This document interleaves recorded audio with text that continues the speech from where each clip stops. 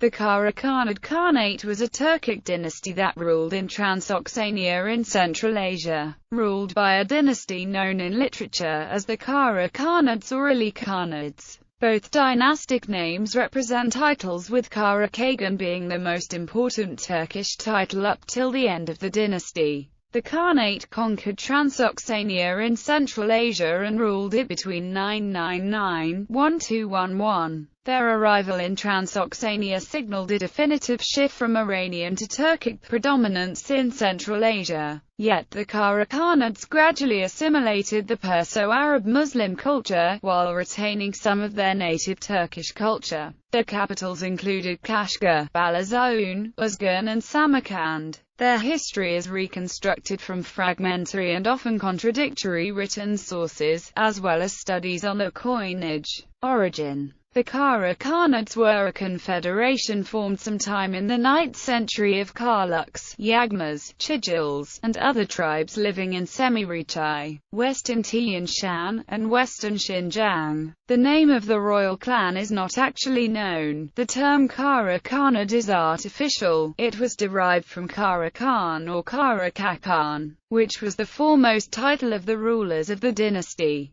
and was devised by European Orientalists in the 19th century to describe both the dynasty and the Turks ruled by it. Arabic Muslim sources called this dynasty Al-Khakaniya, while Persian sources often preferred the term Al-Afrajiyab on the basis of the legendary kings of pre-Islamic Transoxania. Early history. The Karluks were a nomadic people from western Altai who moved to Semi-Retai. In 742, the Karluks were part of an alliance led by the Basmail and Uyghurs that rebelled against the Kokturk rulers. In the realignment of power that followed, the Karluks were elevated from a tribe led by an Eltebir to one led by a Yafu, which was one of the highest Turkic dignitaries and also implies membership in the Ashina clan, in whom the heaven-mandated right to rule resided. The Karluks and Uyghurs later allied themselves against the Basmail, and within 2 years they toppled the Basmail Khagan. The Uyghur Yafu became Khagan and the Karluk leader Yafu. This arrangement lasted less than a year. Hostilities between the Uyghur and Karluk forced the Karluk to migrate westward into the western Turk-Turkish lands. By 766 the Karluks had forced the submission of the western Turk-Turkish and they established their capital at Suyab on the Chu River. The Karluk Confederation by now included the Chijil and Tukshi tribes, who may have been Turkish tribes incorporated into the Karluk Union. By the mid-9th century, the Karluk Confederation had gained control of the sacred lands of the Western Turks after the destruction of the Uyghur state by the Kyrgyz. Control of the sacred lands, together with their affiliation with the Ashina clan, allowed the Khaganate to be passed on to the Karluks along with domination of the steppes after the previous Khagan was killed in a revolt. During the 9th century, southern Central Asia was under the rule of the Samanids, while the Central Asian steppe was dominated by Turkic nomads such as the Pechenegs, the Oghuz, and the Karluks. The domain of the Karluks reached as far north as the Irtish and the Kimyat Confederation, with encampments extending to the Kyanai-Eli rivers, where the Chijil and Tukshi tribes lived, and east to the Fergana Valley and beyond. The area to the south and east of the Karluks was inhabited by the Yagma. The Karluk center in the 9th and 10th centuries appears to have been at Balazoun on the Chu River. In the late 9th century the Samanids marched into the steppes and captured Taraz, one of the headquarters of the Karluk Khagan, and a large church was transformed into a mosque. Formation of the Kara-Khanid Khanate during the 9th century. The Karluk Confederation and the Yagma, possible descendants of the Tokaguz,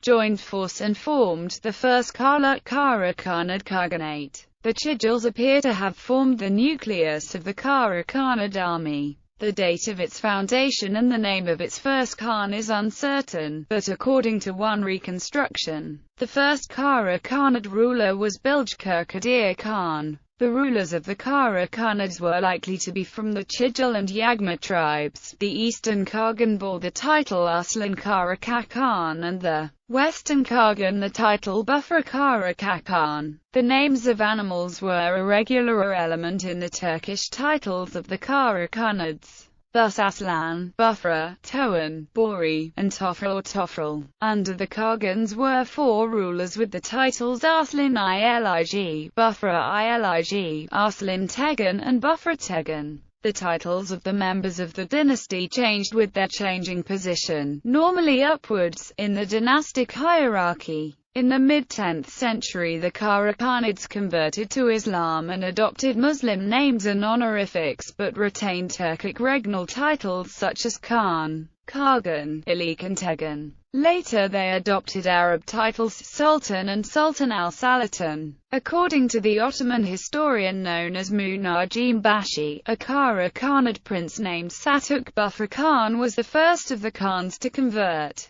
After conversion, he obtained a fatwa which permitted him in effect to kill his presumably still pagan father, after which he conquered Kashgar. Later in 960, according to Muslim historians Ibn Miskawayh and Ibn al-Atiyah, there was a mass conversion of the Turks. Circumstantial evidence suggests these were the Kara-Khanids. Conquest of Transoxiana. In the final decade of the 10th century, the Kara-Khanids began a struggle against the Samanids for control of Transoxiana with a campaign led by the grandson of Satuk Bufra Khan, Hassan B. Sulayman. Between 990 to 992, the Kara-Khanids took Isfajab, Fergana, Ilaq, Samarkand, and the Samanid capital Bukhara. However, Hassan Bufra Khan died in 992 due to an illness, and the Samanids returned to Bukhara. Hassan's cousin Ali B. Musa resumed the campaign against the Samanids, and in 999 Ali's son Nasser retook Bukhara, meeting little resistance. The Samanid domains were split up between the Ghaznavids, who gained Khorasan and Afghanistan, and the Kara-Khanids, who received Transoxiana. The Oxus River thus became the boundary between the two rival empires. The Kara-Khanid state was divided into appanages, as was common of Turkic and Mongol nomads. The Kara-Khanid appanages were associated with 4 principal urban centers: Balazaun in Semirichai, Kashgar in Xinjiang, Uzgan in Fergana, and Samarkand in Transoxiana. The dynasty's original domains of Semirichai and Kashgaria conserved their prestige within the Kara-Khanid state, and the Khagans of these domains retained an implicit seniority over those who ruled in Transoxiana and Fergana. The 4 sons of Ali each held their own independent appanage within the Kara-Khanid state. Nasser, the conqueror of Transoxiana, held the large central area of Transoxiana, Fergana and other areas. Although after his death his appanage was further divided. Ahmad held Semirichai and Chachan became the head of the dynasty after the death of Ali. The brothers Ahmad and Nasser conducted different policies towards the Ghaznavids in the south, while Ahmad tried to form alliance with Mahmud of Ghazna. Nasser attempted to expand, unsuccessfully, into the territories held by Ghaznavids. Ahmad was succeeded by Mansur, and after the death of Mansur, the Hassan Bufra Khan branch of the Kara-Khanids became dominant. Hassan's sons Muhammad Toan Khan II, and Yusuf Qadir Khan, who held Kashgar, became in turn the head of the Kara-Khanid dynasty. The two families, i.e., the descendants of Ali Arslan Khan and Hassan Bufra Khan, would eventually split the Kara-Khanid Khanate in two. In 1017 to 1018, the Kara-Khanids repelled an attack by a large mass of nomadic Turkish tribes in what was described in Muslim sources as a great victory. Conquest of Western Tarim Basin. The Islamic attacks and conquest of the Buddhist cities east of Kashgar began when the Turkic Kara-Khanid Satuk Bufra Khan, who in 934 converted to Islam and then captured Kashgar. Satuk Bufra Khan and his son directed endeavors to proselytize Islam among the Turks and engage in military conquests. A long period of war between Kashgar and Khotan ensued. In the mid-10th century, Satik's son Musa began to put pressure on Khotan. Satik Bufra Khan's nephew or grandson Ali Arslan was said to have been killed by Buddhists during the war, and during the reign of Ahmad B. Ali, the Kara-Khanids also engaged in wars against the non-Muslims to the east and northeast. The war was described as a Muslim jihad by the Japanese professor Takaro Moriyasu. In the 10th century, the Buddhist Iranic Sakha kingdom of Khotan was the only city-state that was not conquered yet by either the Turkic Kakacho kingdom or the Turkic Kara-Khanid states, and its ruling family used Indian names and the population were devout Buddhists. Muslim accounts tell the tale of the four imams from Madain city who traveled to help the Islamic conquest of Khotan, Yarkand, and Kashgar by Yusuf Qadir Khan, the Kara-Khanid leader. In the battles with the Buddhists, blood flows like the Oxus. Heads litter the battlefield like stones, until the infidels were defeated and driven towards Khotan by Yusuf Qadir Khan and the four imams. The imams were however assassinated by the Buddhists. In 1006, Yusuf Qadir Khan of Kashgar conquered the kingdom of Khotan, ending Khotan's existence as an independent state. The conquest of the western Tarim Basin, which includes Khotan and Kashgar, is significant in the eventual Turkification and Islamification of the entire Tarim Basin and allowed the identification of modern Uyghurs with the Kara-Khanids, even though the name of Uyghur was taken from the Manichaean Uyghur Empire and the Buddhist Kachou state. Division of the Kara-Khanid Khanate. Early in the 11th century, the unity of the Kara-Khanid dynasty was fractured by frequent internal warfare that eventually resulted in the formation of two independent Kara-Khanid states.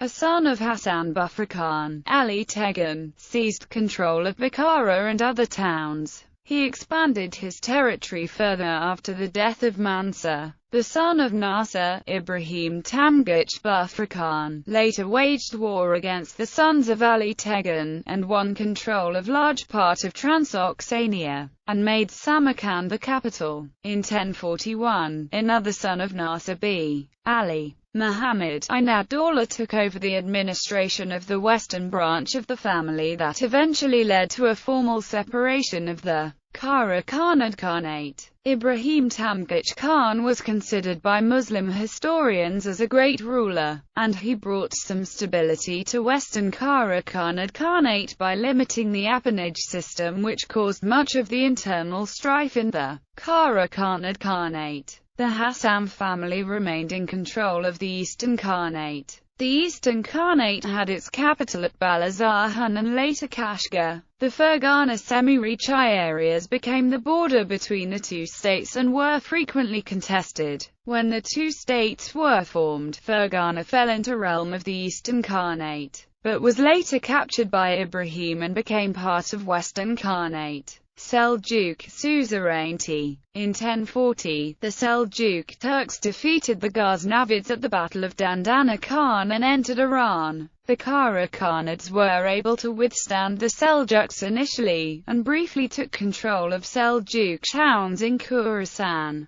The Kara-Khanids, however, developed serious conflicts with the religious classes. In 1089, during the reign of Ibrahim's grandson Ahmad B. Khidr, at the request of the ulama of Transoxiana, the Seljuks entered and took control of Samarkand, together with the domains belonging to the Western Khanate. The Western Kara-Khanids Khanate became a vassal of the Seljuks for half a century, and the rulers of the Western Khanate were largely whomever the Seljuks chose to place on the throne. Ahmad B. Khidr was returned to power by the Seljuks, but in 1095, the ulama accused Ahmad of heresy and managed to secure his execution. The Kara-Khanids of Kashgar also declared their submission following a Seljuk campaign into Talis and Semi-Reachai, but the Eastern Khanate was a Seljuk vassal for only a short time. At the beginning of the 12th century they invaded Transoxiana and even occupied the Seljuk town of Termes for a time. Kara-Khanid invasion. They were led by Yelu-Dashi, who also recruited warriors from various tribes and moved westward. Yelu occupied Balazaun on the Chu River, then defeated the western Kara-Khanids in Kujund in 1137. In 1141, Kara-Khanid became the dominant force in the region after they defeated Sultan Sunja, the last great Seljuk. At the Battle of Katwan near Samarkand, several military commanders of Kara-Khanid lineages, such as the father of Osman of Khwarezm, escaped from Kara-Khanid lands during the Kara-Khanid invasion. The Kara-Khanid, however, did not destroy the Kara-Khanid dynasty. Instead, they stayed at Semi-Reach with their headquarters near Balazahun, and allowed some of the Kara-Khanids to rule as vassals in Samarkand and Kashgar, with the Kara-Khanids acting as their tax collectors and administrators on Muslim sedentary populations. The Kara-Khitans were Buddhists and shamanists ruling over largely Muslim Kara-Khanids.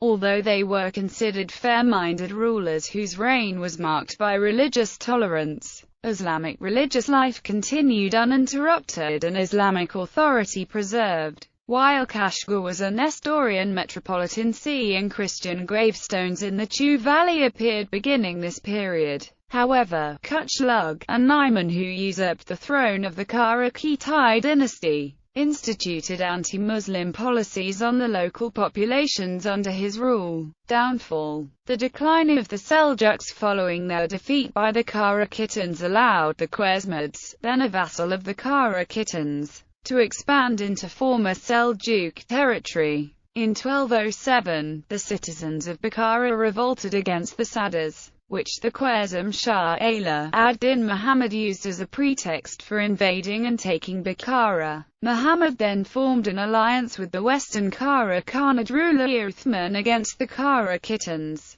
In 1210, the Khwarezm Shah took Samarkand after the Kara-Khitans retreated to deal with the rebellion from the Naiman Kuchlug, who had seized the Kara-Khitans' treasury at Uzgan. The Khwarezm Shah then defeated the Kara-Khitans near Talis. Muhammad and Kuchlug had, apparently, agreed to divide up the Kara-Khitan's empire. In 1212, the population of Samarkand staged a revolt against the Khwarezmians, a revolt which Uthman supported, and massacred them. The Khwarezm Shah returned, recaptured Samarkand and executed Uthman. He demanded the submission of all leading Kara-Khanids, and finally extinguished the western Kara-Khanid state. In 1211, Kuchlug seized the throne of the Kara-Khitans. Earlier that same year, the last of the Kara-Khanids in the eastern Kara-Khanid state was killed in a revolt in Kashgar, putting an end to eastern Kara-Khanid state. In 1218, Kuchlug was killed by the advancing Mongol army, and the territories of the Kara-Khita taken. The destruction of the Khwarezmian Empire soon followed. Culture. The takeover by the Kara-Khanids did not change the essentially Iranian character of Central Asia, though it set into motion a demographic and ethno-linguistic shift. During the Kara-Khanid era, the local population began using Turkic in speech. Initially the shift was linguistic, with the local people adopting the Turkic language. While Central Asia became Turkicized over the centuries, culturally the Turks came close to being Persianized or, in certain respects, Arabicized. Nevertheless, the official or court language used in Kashgar and other Kara-Khanid centers, referred to as Kakani, remained Turkic. The language was partly based on dialects spoken by the Turkic tribes that made up the Kara-Khanids and possessed qualities of linear descent from Kok and Uyghur Turkic. The Turkic script was also used for all documents and correspondence of the Kakins, according to Diwan-ul-Legate el-Turk. The Diwan-ul-Legate el-Turk was written by a prominent Kara-Khanid historian, Mahmud al-Kashgari, who may have lived for some time in Kashgar at the Kara-Khanid court. He wrote this first comprehensive dictionary of Turkic languages in Arabic for the caliphs of Baghdad in 1072–76. Another famous Kara-Khanid writer was Yusuf Balazahuni, who wrote Kutad Gubaylig, The only known literary work written in Turkic from the Kara-Khanid period, Gabagool, is a form of advice literature known as mirrors for princes. The Turkic identity is evident in both of these pieces of work, but they also showed the influences of Persian and Islamic culture. However, the court culture of the Kara-Khanids remained almost entirely Persian. The two last Western Kakhans also wrote poetry in Persian. Islam and its civilization flourished under the Kara-Khanids. The earliest example of madrasas in Central Asia was founded in Samarkand by Ibrahim Tamgich Khan. Ibrahim also founded a hospital to care for sick as well as providing shelter for the poor. His son Nasir Shams al-Mulk built ribats for the caravanserais on the route between Bukhara and Samarkand, as well as a palace near Bukhara. Some of the buildings constructed by the Kara-Khanids still survive today, including the Kalyan minaret built by Muhammad Aslan Khan beside the main mosque in Bukhara, and 3 more Salianus Jend. The early Kara-Khanid rulers, as nomads, lived not in the city but in an army encampment outside the capital, and while by the time of Ibrahim the Kara-Khanids still maintained a nomadic tradition, their extensive religious and civil constructions showed that the culture and traditions of the settled population of Transoxiana had become assimilated.